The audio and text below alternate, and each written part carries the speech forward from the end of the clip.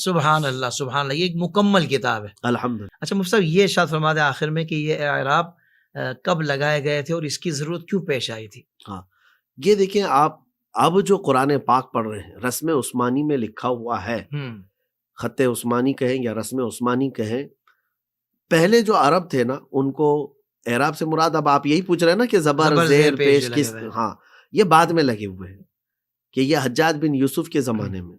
اس کی وجہ یہ ہے کہ پہلے عرب جو ہے اعراب کے ساتھ عربی نہیں پڑھتے، ان کو سمجھ میں آ جاتی، حتیٰ کہ نقطے بھی نہیں ہوتے تھے ان کے، نقطے بھی نہیں ہوتے تھے، ہاں ان کو سمجھ آ جاتی تھی، وہ قیاس کے ذریعے سے قرینہ جو موجود ہے اس سے سمجھ جاتے کہ یہاں یعلمون ہے کہ تعلمون ہے۔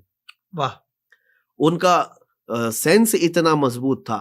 ابھی آپ اردو زبان ہی کو لے لیں، اردو زبان میں کون سے اعراب لگائے جاتے ہیں؟ صحیح بات ہے، لیکن آپ پڑھ کر کے سمجھ جاتے ہیں، بہت اچھا سمجھا دیا آپ نے، آپ سمجھ جاتے ہیں، مثال دے کے سمجھا دیا آپ نے، آپ کی زبان ہے، واہ آپ کو سمجھ میں آ جاتا ہے کہ آپ جیسے ایک مثال اگر میں آپ کو بتا دوں کہ اگر جو ہے کوراب لکھا ہوا ہے تو آپ اس کو کورا نہیں پڑھتے، آپ کا سینس یہ بتاتا ہے کہ کورا ہی ہے۔ واہ واہ، ورق لکھا ہوا ہے، 3 لفظ ہیں، اس پر کوئی اعراب نہیں ہے، واو را قاف ہے، تو آپ کتاب کا ورق اس پر لکھا ہوا تھا، آپ ورق کیوں پڑھے؟ ویرق کیوں نہیں پڑھے؟ آپ واہ واہ واہ، ویرق کیوں نہیں پڑھے؟ اعراب تو کچھ نہیں تھے، لیکن آپ ہنسیں گے، کہیں گے ویرق کیا چیز ہوتی ہے، ویرق کیا چیز ہے؟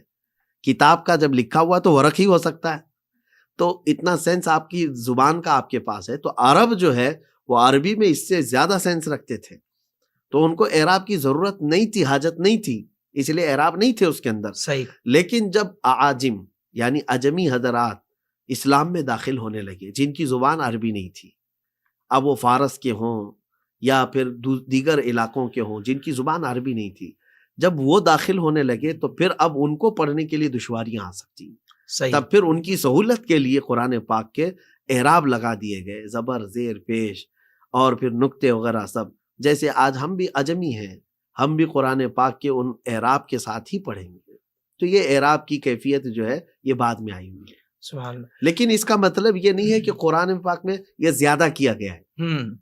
اگر کوئی یہ سمجھتا ہے کہ قرآن تو ایسا نازل ہوا تھا اور اب یہ اس شکل میں، اس کو اگر کوئی یہ سمجھتا ہے تو میں اس کو بیوقوف سمجھتا ہوں۔ یہ قرآن کے حسن کو بڑھایا گیا ہے، سبحان اللہ، اور ایک چیز جو ہڈن تھی ہاں اس کو ظاہر کیا گیا ہے۔ کیا بات ہے مفتی صاحب، اللہ آپ کو جزائے خیر عطا فرمائے۔ قرآن پاک سے متعلق آپ نے کمال گفتگو اور کمال آپ نے ہمیں خزانہ دیا ہے علم کا، جس سے ہمیں بہت کچھ سیکھنے کو ملا ہے۔ اللہ تعالیٰ آپ کو اس کی جزائے خیر عطا فرمائے۔ آمین، جزاک اللہ۔